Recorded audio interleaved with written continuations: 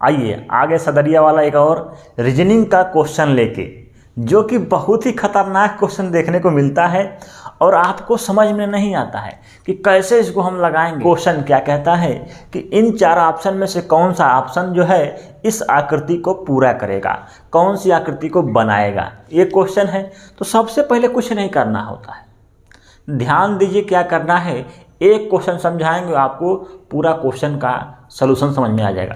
सबसे पहले इसको हम गिनेंगे, इसमें कितने वर्ग दिए हुए हैं गिनिए डायरेक्ट। 1 2 3 4 5 6 7 8 9 10 11 12 13 14, इसका मतलब 14। इसका मतलब है कि इन ऑप्शन में से हमको देखना होगा कि कौन में 14 को दिया हुआ है वर्ग, ठीक है। तब आपको समझ में आ जाएगा कि कौन सा सही होगा या कौन सा गलत होगा।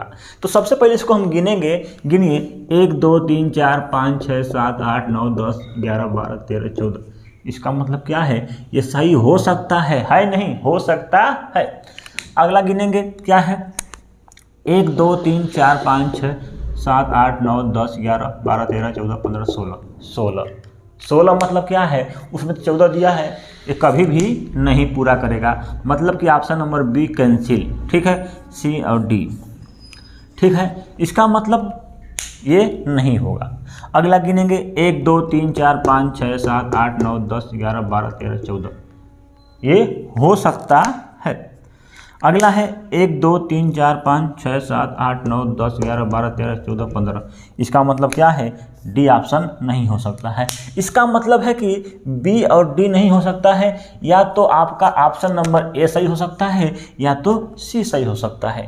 कभी कभी होता है साथियों कि 3 ऑप्शन कट जाता है, केवल एक ही बचता है, तो वही आपका राइट आंसर होता है। तो घबराना नहीं है, पहले इसको गिनना है, गिन लेंगे, ठीक है। इसके बाद ऑप्शन को काटना सीखिए, काट लेंगे। उसके बाद 2 गो बचा हुआ है, इसमें हम देखेंगे जो सबसे आपको आसान दिखेगा उसी से हमको पहले इसको बैठाएंगे कि बैठ रहा है कि नहीं बैठ रहा है। तो सबसे पहले हमको दिख रहा है, इन दोनों में आसान तो यही दिख रहा है, तो इसको बैठाते हैं। जो आसान दिख रहा है उसमें सबसे कठिन कौन सा दिख रहा है, आपको ये वाला दिख रहा है, तो इस आकृति को लेकर हम बैठाएंगे। सबसे बड़ी आकृति इसमें यही दिख रही है, तो इसी को बैठाएंगे। बैठाइए, ऐसी आकृति कहाँ बैठ सकती है, देखिए 6 5 7 8 9 पर बैठ सकती है। इसका मतलब ऐसे हम बैठा सकते हैं, या तो यहाँ पर भी बैठा सकते हैं, 4 5 10 11 12, दोनों में से कोई भी बैठ सकती है। इसके बाद जब ये हो गया तो इसके बाद बड़ी जो आकृति क्या दिख रही है, इसको बैठाने की कोशिश करेंगे। क्या है, 1 2 3 4, क्या है 4, इसका मतलब लगातार 4 आना चाहिए। तो यहाँ पर हम जब बैठा देते हैं तो देखें 1 2 3 हो रहा है, इधर 1 2 3 हो रहा है, इसका मतलब 4 तो कहीं नहीं बैठ रहा है, 4 कहीं नहीं बैठ रहा है, इसका मतलब ये आपका राइट आंसर नहीं होगा, कैंसिल हो जाएगा, ठीक। अब बचा ऑप्शन नंबर ए। देखिए इसको क्या करेंगे, इसमें सबसे कठिन क्या दिख रहा है, ये वाला आकृति दिख रही है, इसी को बैठाने की कोशिश करेंगे। तो यहाँ पर आप देख सकते हैं कहाँ पर हम बैठा सकते हैं इस आकृति को। क्या हुआ, नीचे थोड़ा सा ध्यान दीजिएगा, ये ऐसे है और ये ऊपर इसके लगा हुआ है, तो ऐसा हम कहाँ बैठा सकते हैं, या तो यहाँ बैठा सकते हैं, ये ऐसे, या इसके नीचे, ठीक। या